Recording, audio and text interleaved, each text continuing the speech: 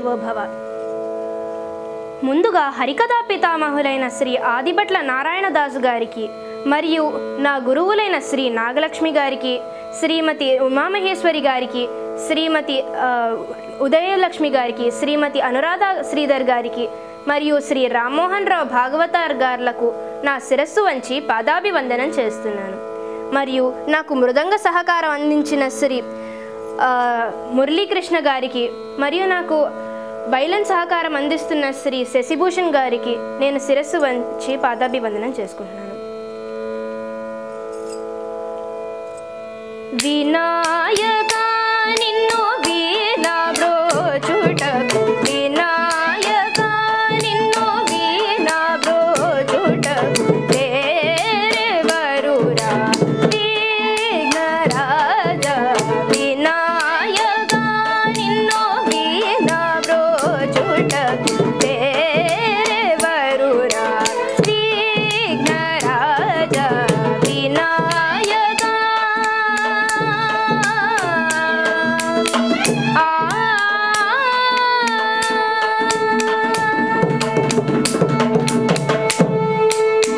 అనాథ రక్షక, అనాథ రక్షక,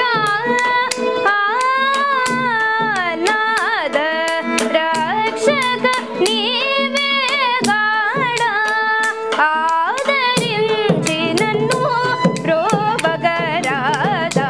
వినాయక నిన్ను వీణా బ్రోచుటకు తేరెవరురా విఘ్నరాజ. వినాయక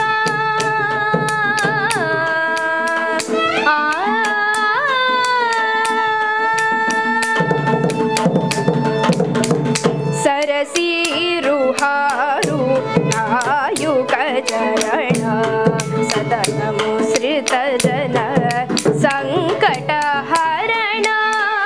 సరసీరుహారు నాయుక చరణ, సతతము శ్రిత జన సంకటహరణ. పరమ కృపా సాగర, పరమ కృపా సాగర,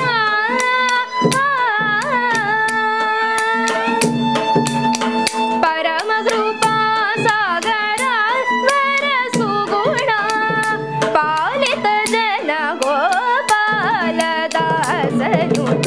వినాయక నిన్ను వీణా బ్రోచుటకు తేరెవరురా విఘ్నరాజ. వినాయక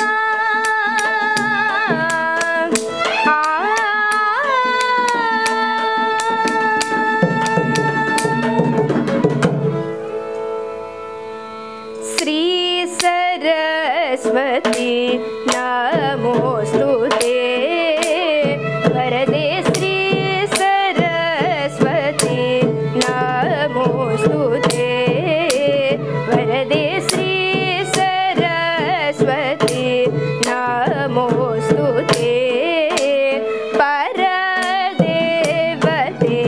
శ్రీపతి గౌరీ పతి గురు గుహ వినుతే విధియుపతే.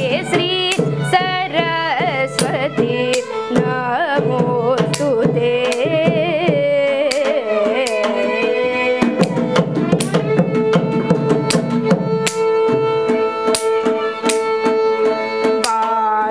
వాసనాత్రయ వివర్జిత వరముని భావిత మూర్తే.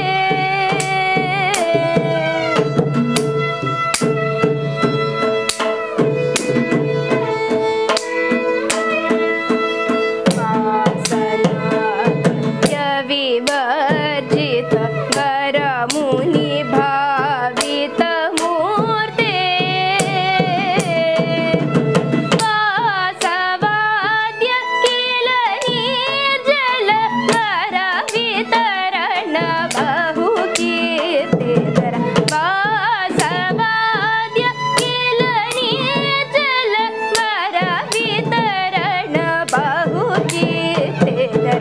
ఆసయుత ముఖాంబురు హే అద్భుత చరణాంగురు హే, ఆస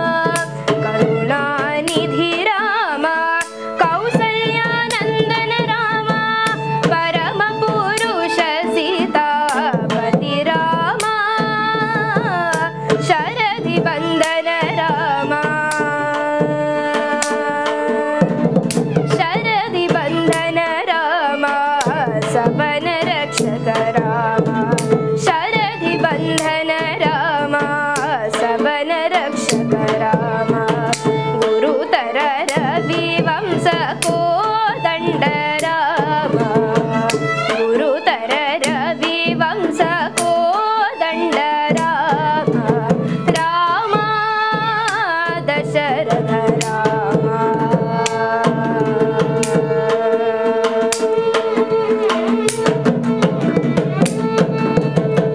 సులలిత యశ రామ సుగ్రీవ వరద రామ సులలిత యశ రామ సుగ్రీవ వరద రామ కలుష రావణ భయంకర రామ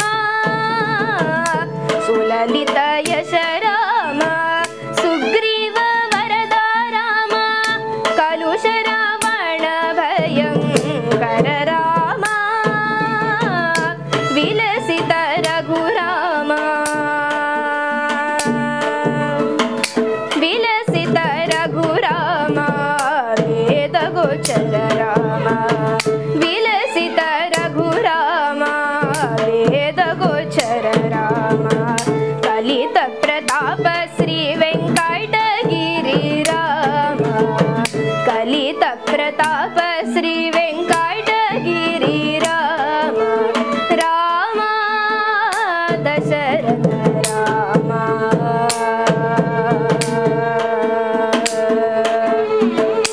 మహాజనులారా, ఈనాడు సీతా కళ్యాణ సత్కథను వినిపించబోతున్నాను. శ్రద్ధగా వినండి. కైలాసంలో శివుడు నిరంతరము ధ్యానమూర్తి అయి ఉండడం చూసి ఒకనాడు పార్వతీదేవి, నాథ, లోకమంతా మిమ్మల్ని ధ్యానిస్తూ ఉంటే మీరు ఎవరిని ధ్యానిస్తున్నారు స్వామి అని ప్రశ్నించిందిట. అప్పుడు శివుడు మందహాసం చేస్తూ, మనోహరి, నేను నిరంతరము జపించేది ఆ తారక మంత్రాన్ని. అది సర్వపాపహరము, సహస్రనామాలకు సమము, పలికినంత మాత్రమున పరవశింపజేసే నామము శ్రీరామనామము అని వివరిస్తూ ఇలా అంటున్నాడనమాట.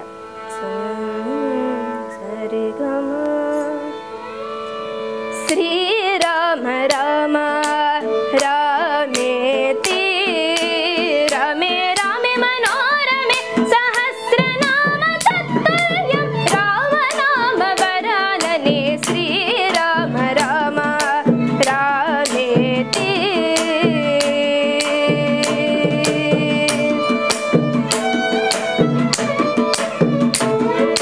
శ్రీరామ రామ రామేతి రమే రామే మనోరమే సహస్రనామ తత్తుల్యం రామనామ వరాననే అంటూ అనమంటూ అది వింటూ అటులుంటూ అంటూ అనమంటూ అది వింటూ అటులుంటూ అంతులేని ఆనందము అనుదినము అనుభవించు అంతులేని ఆనందము అనుదినము అనుభవించు జీవితమే జీవనము శ్రీరామ సేవనము జీవితమే జీవనము శ్రీరామ సేవనము శ్రీరామ రామ రామేతి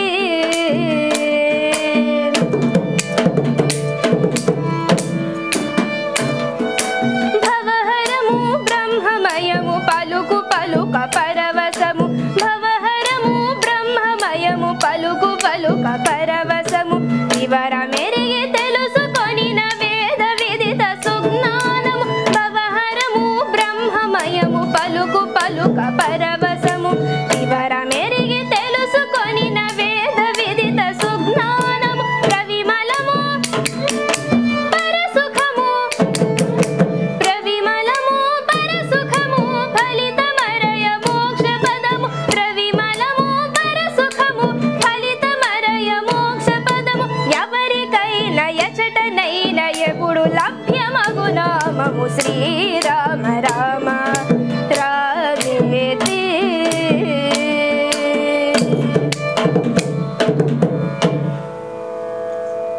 ఆ పరమశివునికి కూడా పరవశం కలిగించే నామము శ్రీరామనామము. ఆ శ్రీరాముని జీవన ప్రయాణమే శ్రీరామాయణము. రామాయణాన్ని కమనీయ కావ్యంగా మలచి మనకు అందించిన వాడు వాల్మీకి మహర్షి. ఆ కవికుల గురువునకు ఇవే నా ప్రణామాలు. కూజంతం రామ రామేతి మధురం మధురాక్షరం ఆరుహ్య కవితా శాఖా వందే వాల్మీకి కోకిలం వాల్మీకేర్ముని సింహస్య కవితావనచారిణః శృణ్వన్ రామకథానాదం కో నయాతి పరంగతిం.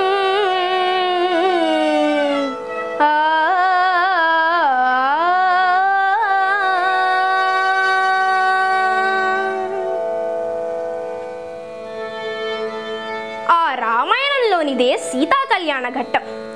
ఎన్ని కళ్యాణాలున్నా సీతా కళ్యాణానికి సాటిరావు.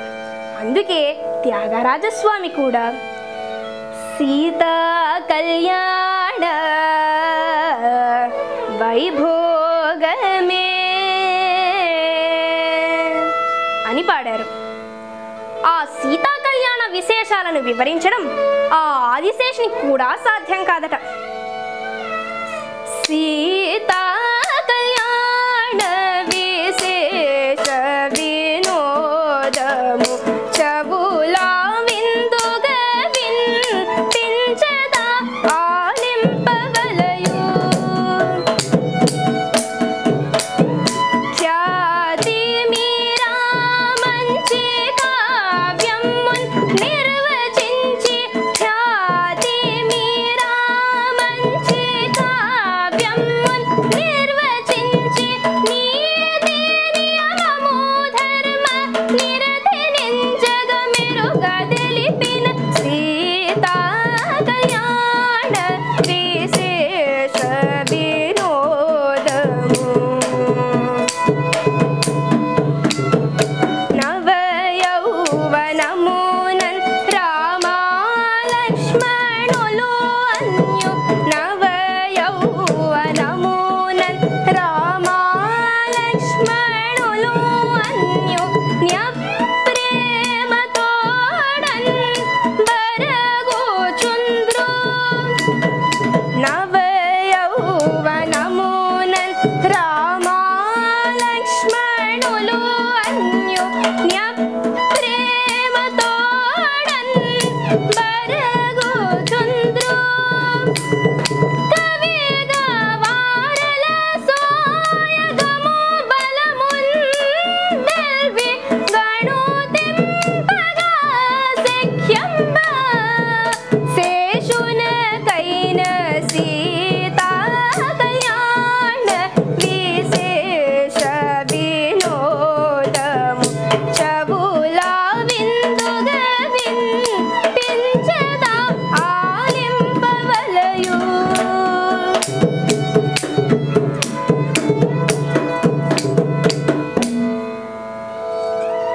ఇక్ష్వాకు వంశీయుడైన మనువు కోసల దేశాన్ని నిర్మించాడు.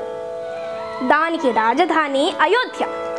సువిశాలమై సుభిక్షమైన ఆ దేశాన్ని ఇక్ష్వాకు వంశీయులైన కుక్షి వికుక్షి బాణుడు అనరణ్యుడు పృథువు సగరుడు భరతుడు దిలీపుడు భగీరథుడు యయాతి నాభాగుడు దశరథుడు మొదలైన వారు పరిపాలించారు. వారిలో రాజశ్రేష్ఠుడు దశరథుడు.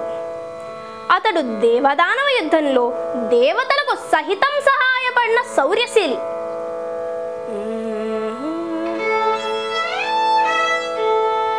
సతత గాంభీర్య ధైర్య భూషణ పరుండు వాతకెక్కిన రాజన్యవర్తనుండు. సకల భూపాల జన సభా సన్నుతుండు ధర్మ తాత్పర్య నిరతుండు దశరథుండు.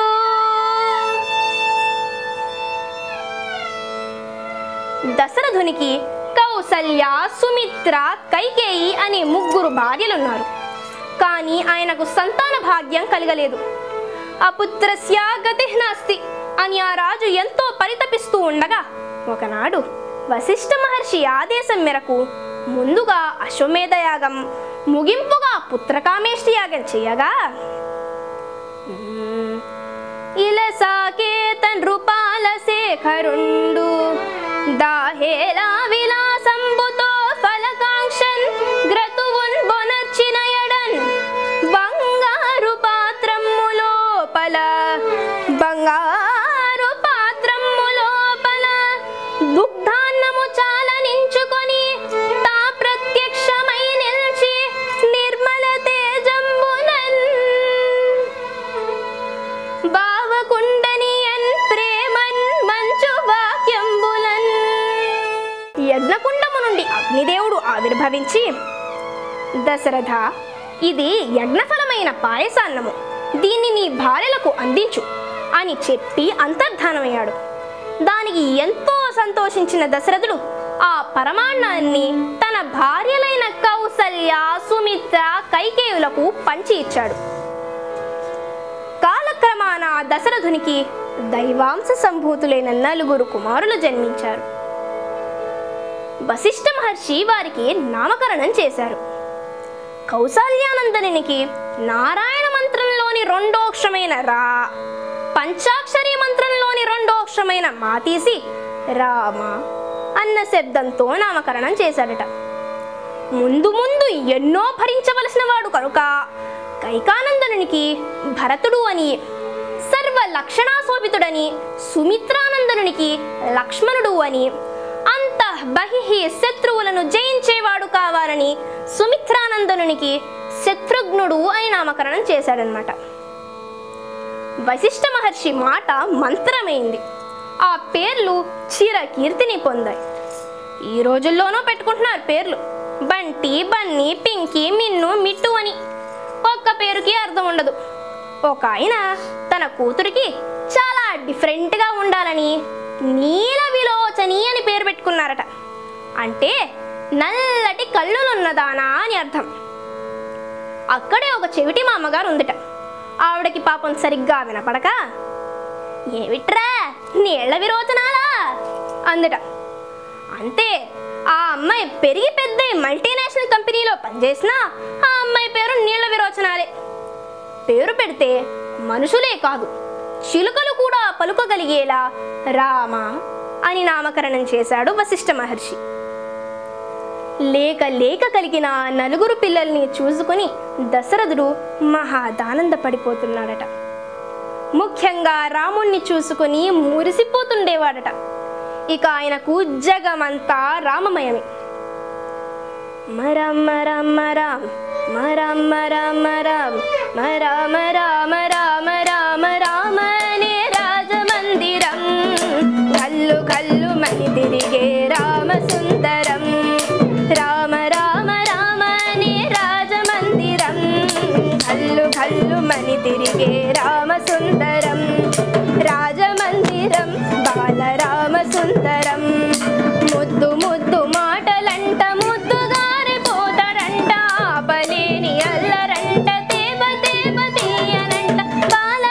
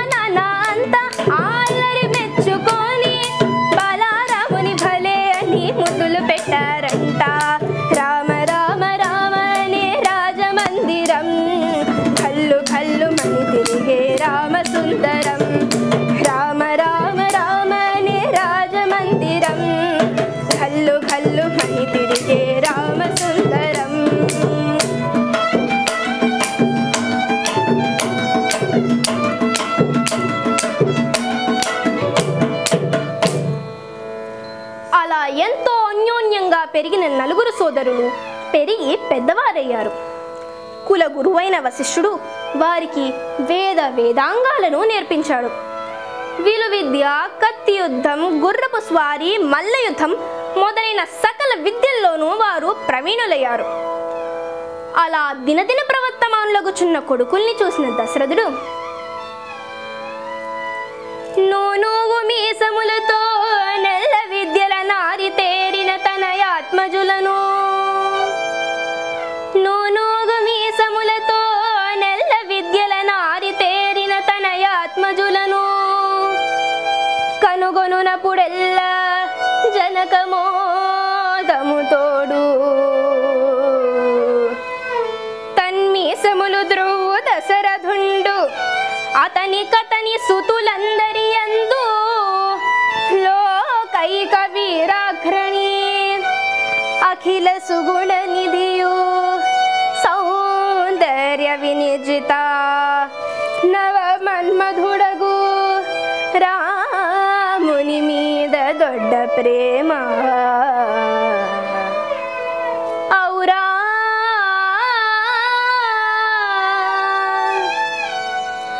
ఔరావార్ధక్యమున చేతి కందినట్టి ఔరావార్ధక్యమున చేతి కందినట్టి కొడుకులన్ ప్రయోజకులను చూచుకొన్న కొలది తండ్రి ఆనందమింతన తరమే తండ్రి ఆనందమింతన తరమే అమ్మహీసు కొలువునకొకనాడు కౌశికముని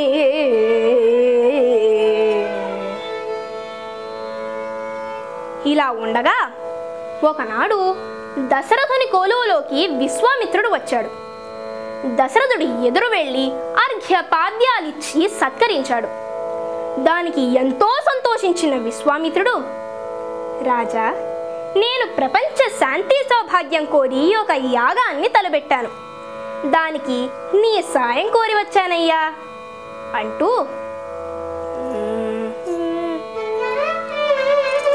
నీ సాయము కోరుట గిటు వచ్చితి నేయజ్ఞమొకటి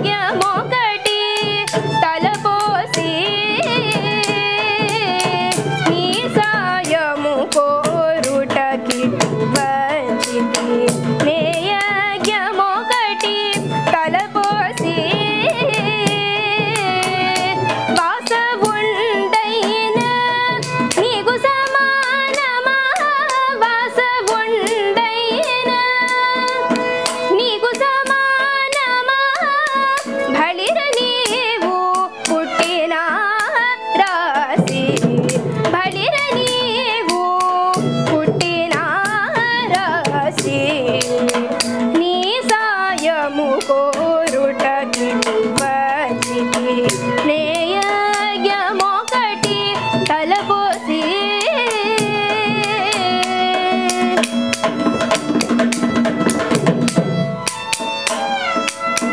మహారథుల నల్వుర కొడుకులన్ బడుగు ముసలివై కన్నావు మహారథుల నల్వుర కొడుకులన్ బడుగు ముసలివై కన్నావు అహహము జగముల సాటి లేని అహహము జగముల సాటి లేని అదృష్టమున మనుచున్నావు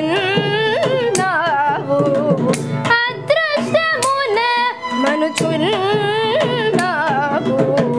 నీ సాయము కోరుట గిటువచితి నేయజ్ఞమొకటి తలపోసి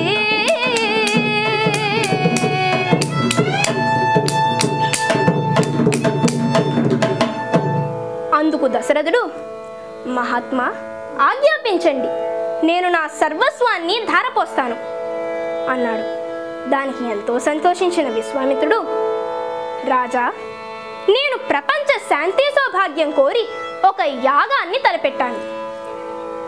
దానికి మారీత సుబాహులు అనే రాక్షసులు విఘ్నాలు కలిగిస్తున్నారు. వారిని సంహరించడానికి రాముణ్ణి నాతో పంపాలి అన్నాడు. ఈ మాటలు విన్న దశరథుని మనసు చిగురుటాకులా కంపించింది. మహర్షి, నిన్న మొన్న విల్లు పట్టిన బాలుడు సుకుమారుడైన రాముడెక్కడా? మహిత మాయోపేతులైన రాక్షసుడెక్కడా? యాగరక్షణకు నేను నా చతురంగ బలాలతో వస్తాను అన్నాడు. దశరథ, నీ చతురంగ బలాలతో నాకు పని లేదు. నీవు పంపవలసింది రాముణ్ణి అన్నాడు విశ్వామిత్రుడు కఠినంగా. మహర్షి, ఈ వృద్ధాప్యంలో రాముడు నాకు లేక లేక కలిగిన సంతానం. రాముని విడిచి నేను క్షణమైనా బ్రతకలేను అని విలపించాడు. అందుకు విశ్వామిత్రుడు ఉగ్రుడై, ఎరయింత నక్క వినయ మేల చూపినావు ఎడా, ఎరయింత నక్క వినయ మేల చూపినావు ఎడా.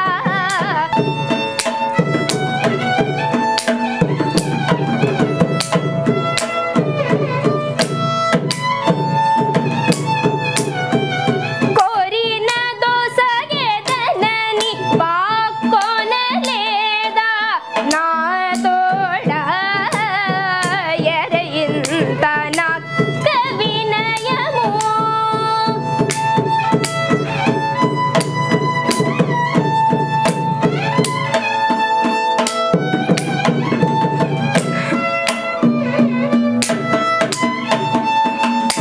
కల్లల్లాడు వాడు నిక్కముగా నొక్క మగవాడా, కల్లల్లాడు వాడు నిక్కముగా నొక్క మగవాడా, చల్లరే సంపదాందులకేసి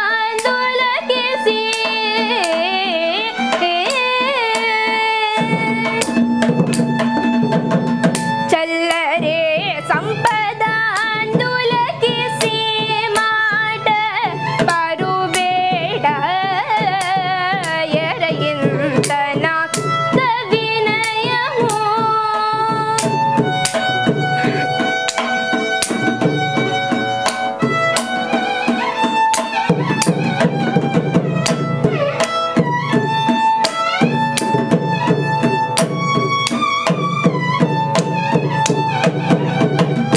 ఏల భయము నీ సుతుపై గవాలనిచ్చెదనే,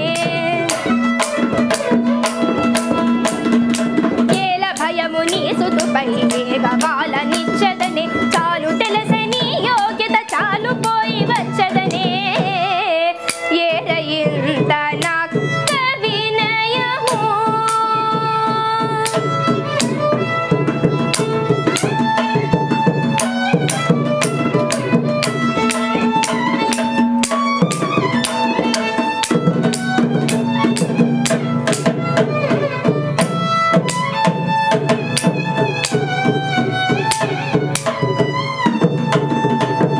చాలు చాలు, సత్యం కోసం సత్యసుతులని అమ్ముకున్నటువంటి హరిశ్చంద్రుని వంశంలో నేటికి ఒక అసత్యవాది నిలిచాడు.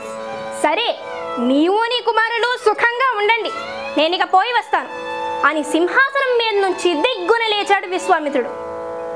అలా విశ్వామిత్రుడు వెళ్ళిపోతుండగా వశిష్ఠ మహర్షి ఎదురుగుండా వచ్చి, మహర్షి, మీరు శాంతించండి అని దశరథుని వైపుకి తిరిగి, దశరథ, పుత్రవాత్సల్యం నిన్ను అంధుణ్ణి చేసింది. విశ్వామిత్రుడు త్రికాలవేది, సకల శాస్త్ర కోవిదుడు. ఆయన హుంకరిస్తే చాలు ఆ రాక్షసులు క్షణంలో భస్మమైపోతారు. ఇది రామునికి శుభమో క్షేమమో సంశయించకుండా అన్నాడు. అతడు నేర్చు అస్త్రముల అన్యులు నేర్వరు,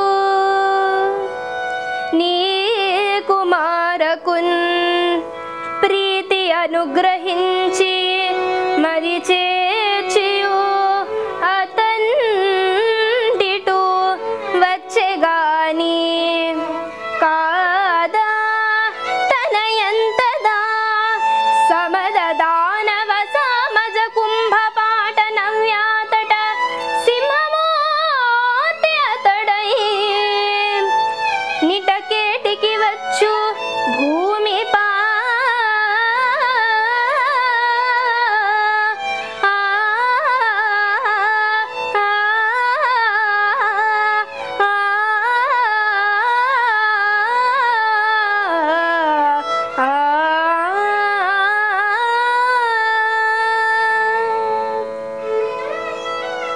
దశరథుడు ఇక చేసేది లేక మనసు దిటవు చేసుకొని రామలక్ష్మణులను విశ్వామిత్రునితో పంపాడు. అలా బయలుదేరిన రామలక్ష్మణులు విశ్వామిత్రునితో కలిసి 1 యోజనన్నర దూరం నడిచి సరయూ నదీ తీరానికి చేరారు. చీకటి పడింది. కొంత గడ్డి తెచ్చి అక్కడ పడేసి విశ్రమించమన్నాడు విశ్వామిత్రుడు. రాజకుమారులమనే భేషజం కూడా లేకుండా రామలక్ష్మణులు అక్కడే విశ్రమించారు. తన కుడి చేతిని దిండుగా చేసుకుని నిద్రిస్తున్న రాముని అందాన్ని చూసిన ఆ మహర్షి, ఆహా, నేను ఎన్నడో బ్రహ్మర్షినయ్యాను, కానీ ఈనాటికి ఆ పరబ్రహ్మను చూసే భాగ్యం కలిగింది అని అనుకున్నాడట. ఇక తెలతెలవారుతోంది. కౌసల్య అదృష్టాన్ని తలుచుకున్నాడేమో ఆ శ్రీరామచంద్రుణ్ణి ఇలా మేల్కొల్పుతున్నాడనమాట. కౌసల్యా సుప్రజా రామా పూర్వా సంధ్యా ప్రవర్తతే ఉత్తిష్ట నరసార్దూలా కర్తవ్యం దైవమాహ్నికం.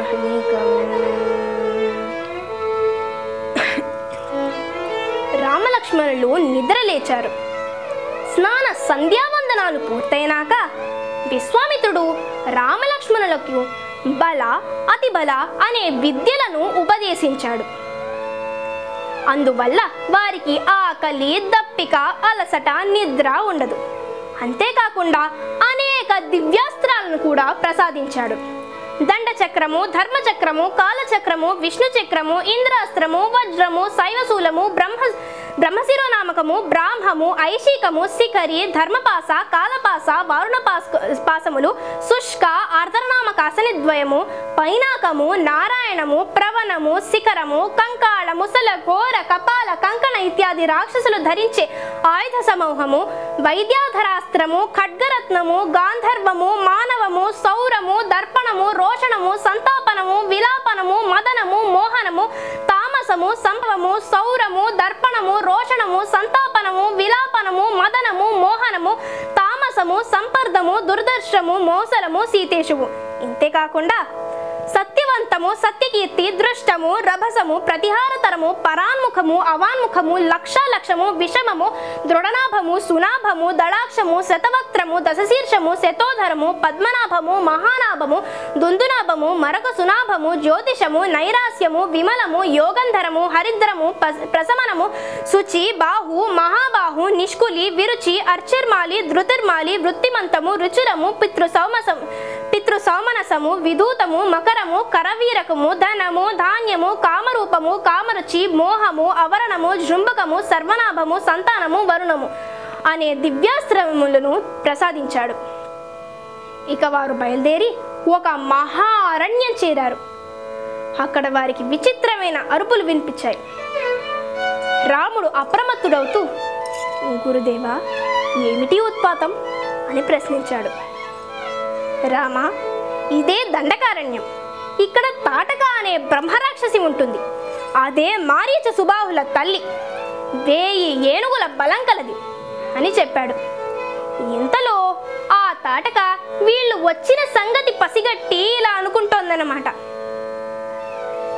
ఏమీ నరవాసన, ఆహా ఎంత కమ్మన, ఏమీ నరవాసన, ఆహా ఎంత కమ్మన, ఈ మనుజుల వరుగు నర్తు నిల్లు గుమ్మన, ఈ మనుజుల వరుగు నర్తు నిల్లు గుమ్మన, ఏమీ నరవాసన.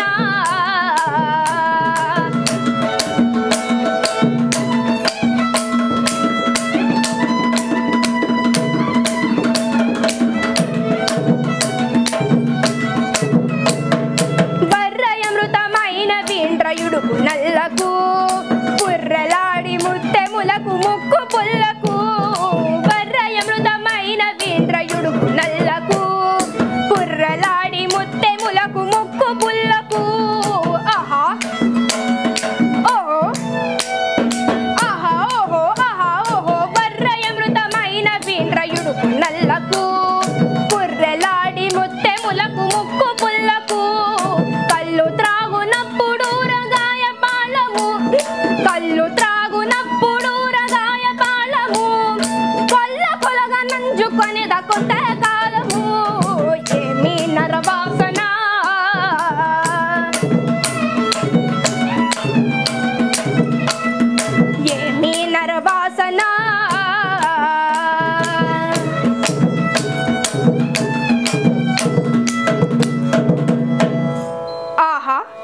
ఇంతకాలానికి నరమాంసం దొరికింది.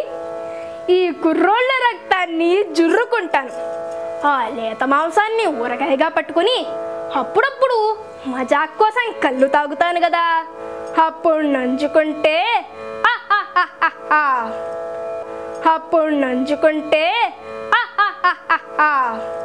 మరి వీరి పుర్రెలు నేను చేయను. మెడలో వేసుకుందామంటే అబ్బబ్బా విరుగ్గా ఉంది. నాకెన్నాళ్ళ నుంచే కోరికగా ఉండింది నా ముక్కుకి ఆ బేసరీ వేసరీ చేయించుకోవాలని.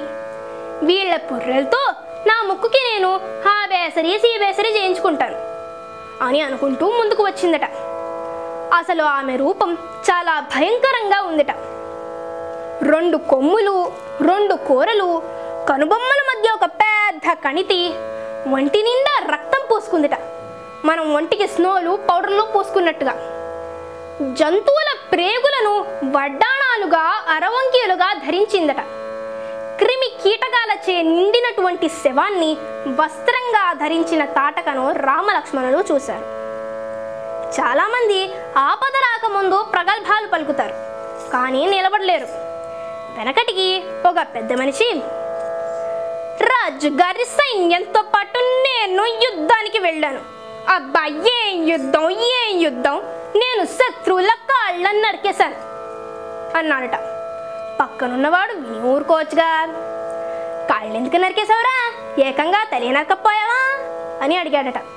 అప్పుడు ఈయన, ఏం చేయమంటావురా, నా వంతు కాళ్ళే మిగిలాయి, తల అప్పటికే ఎవడో నరుక్కుపోయాడు అన్నాడట. అంటే వీడు నరికింది శవాల కాళ్ళు అన్నమాట.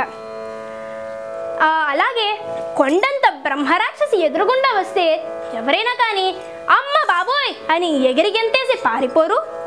అలాగే రాముడు కూడా బెదురుతాడా అని చూస్తున్నాడు విశ్వామిత్ర మహర్షి. కానీ కొండంత బ్రహ్మరాక్షసి ఎదురుకుండా వచ్చిన రాముడు చెక్కు చెదరకుండా నిలబడ్డాడు.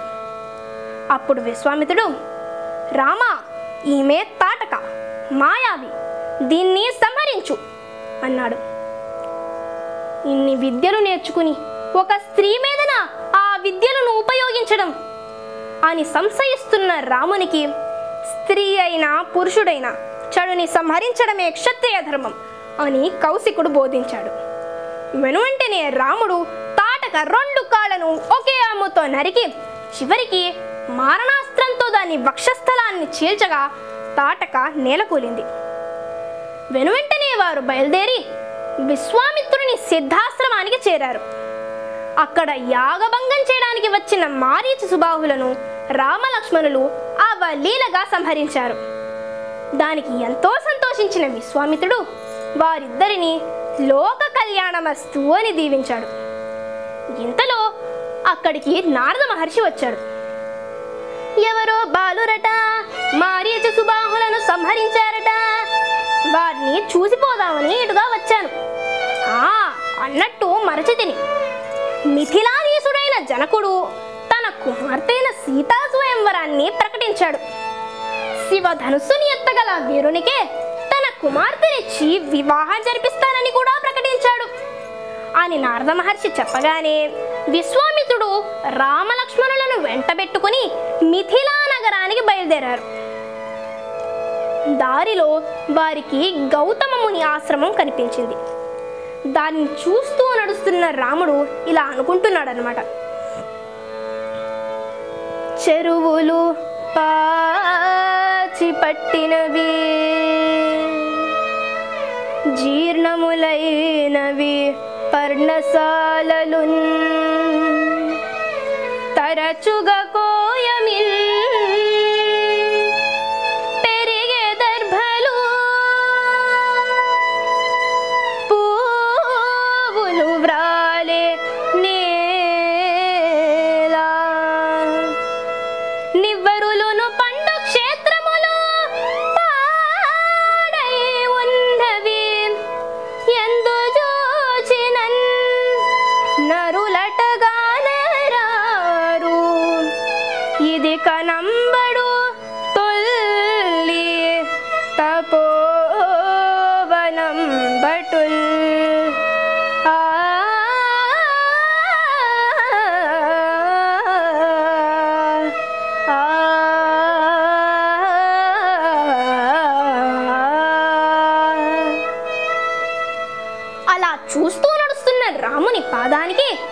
శిల తగిలింది. చూస్తుండగానే చైతన్యం కలిగి ఒక స్త్రీమూర్తిగా మారింది. ఆమెయే అహల్య. ఆమె శాపవశాత్తు తపస్సు చేసుకుంటూ ఒక శిలగా మారి ఉండింది. రాముని పాదస్పర్శతో ఆమెకి శాప విముక్తి కలిగింది. రాముడు ఆమెకి నమస్కరించి ముందుకు కదిలాడు.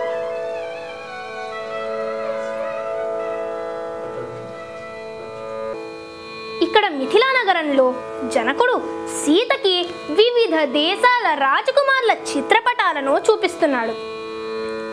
కానీ సీత ఒక్కరి వంక కూడా చూడను లేదు. కానీ రాముని పేరు చెప్పగానే ఆ పటం వంక కన్నార్పకుండా చూసిందిట. ఎక్కడ చూసినా అక్కడనే వీని రూపున జిక్కెనా చూపుదోయి.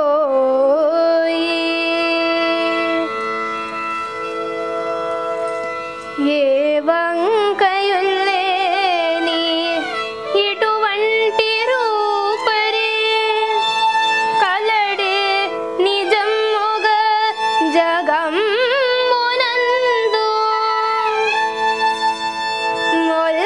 మొల్కమీసలు నగుమోము ముద్దులు మూటగట్టెడు నిగుబాలు కళ్ళుగవయు. ఎందరైన వచ్చి తడురాడదేమి, ఎందరైన వచ్చి తడురాడదేమి, ఇతడు రాడదేమి, ఇతడు రాడదేమి. ఆమె ఎదురు చూపులకు తెరదించుతూ రాముడు మిథిలా నగరానికి రానే వచ్చేశాడు. ఉద్యానవన దారి నుండి అతిథి గృహాలకు వెళుతున్న రాముణ్ణి చూసిన సీత చెలికత్తే ఆ విషయం సీతకు చెబుదామని సీత వద్దకు వచ్చింది. ఆ సమయంలో సీత రామధ్యానంలో ఉందిట. అమ్మా అని ఏదో చెప్పబోతుండగానే సీత, చెలి, నా మానసచోరుడైన ఆ రాముడు ఎక్కడున్నాడో వెదకి రావే అంటూ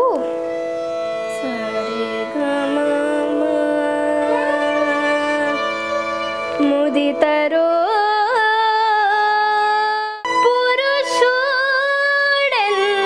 పురుషుడెందున్నాడో రాముడంట దశరథ రాజసుతుడట, రాముడంట దశరథ రాజసుతుడట, కోమలి వేణిపై కోరిక పుట్టెనే,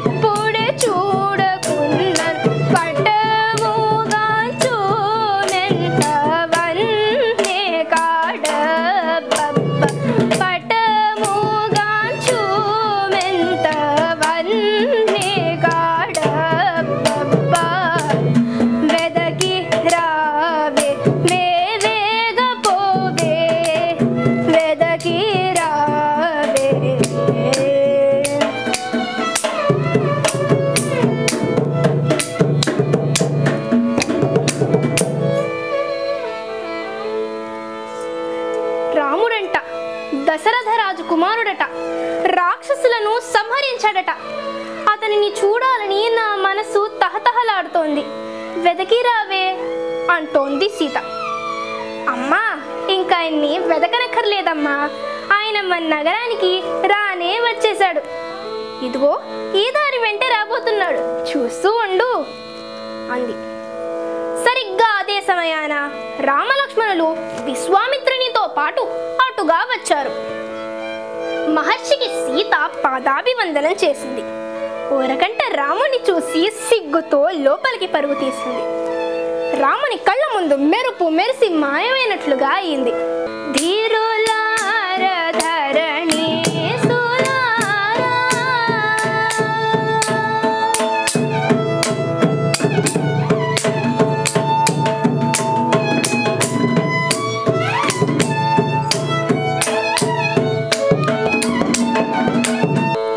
సీతారాములకు, ఊర్మిళా లక్ష్మణులకు, మాండవీయ భరతులకు, శృతకీర్తి శత్రుఘ్నులకు వివాహం నిశ్చయమైంది. వధూవరులకు మంగళ స్నానాలు చేయించి పెళ్లి పీటల మీదకు తీసుకువచ్చారు. అక్కడ సూర్యవంశ ప్రవర వశిష్ఠ మహర్షి, శతానందుడు జనక వంశ ప్రవర చదివారు. 2 వంశ వృక్షాలు దేనికవి తీసిపోనివే. ఇక సుముహూర్త సమయాన జనకుడు, రామా, ఈ సీత నా పుత్రిక, మహాపతివ్రత, నీ నీడల జీవితాంతం నిన్ను అనుసరిస్తుంది అని కన్యాదానం చేశాడు. ఇక ఆ పెళ్లి అంగరంగ వైభవంగా జరిగింది.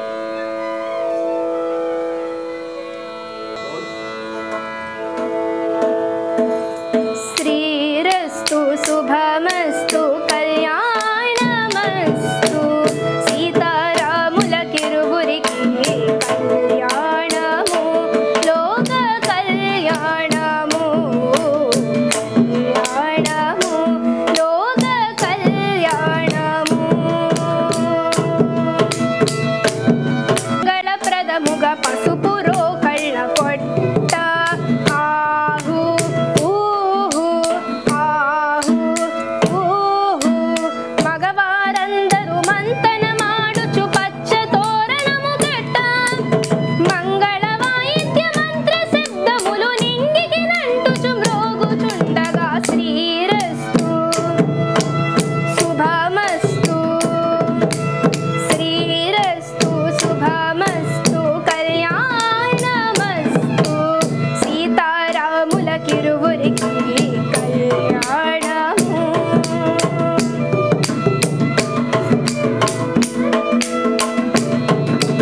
అటు ఇటు అటు ఇటు వెదకుచు ఓర చూపులతో వధూవరులు ఒకరొకరిని చూడగా, అటు ఇటు అటు ఇటు వెదకుచు ఓర చూపులతో వధూవరులు ఒకరొకరిని చూడగా, ఇకపై ఇరువురకిది ఏ పని అని ఇప్పుడే తొందర ఎందుకన చలులు, శ్రీరస్తు శుభమస్తు, శ్రీరస్తు శుభమస్తు కళ్యాణమస్తు, సీతారాముల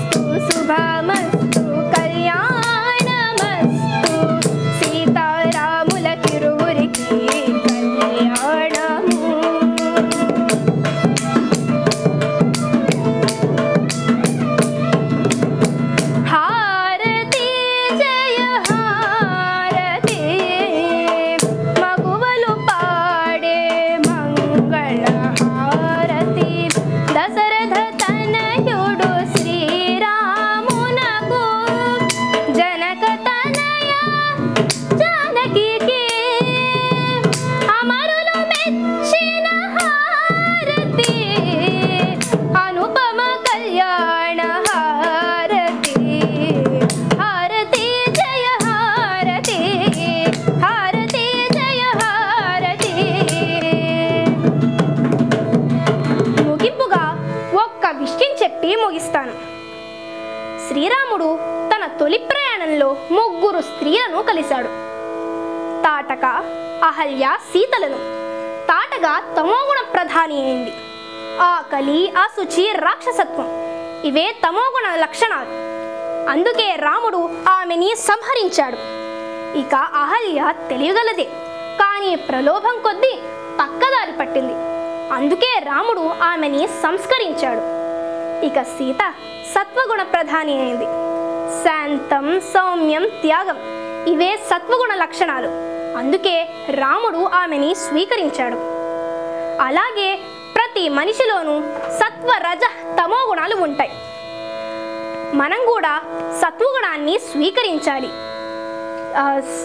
రజోగుణాన్ని సంస్కరించుకోవాలి, తమో గుణాన్ని సంహరించుకోవాలి. ఇది చేసిన ప్రతి ఒక్క మానవుడు రాముడవుతాడు. ఇదే రామాయణం మనకు నేర్పించే నీతి. లోకా సమస్తా సుఖినో భవంతు, సర్వే జనా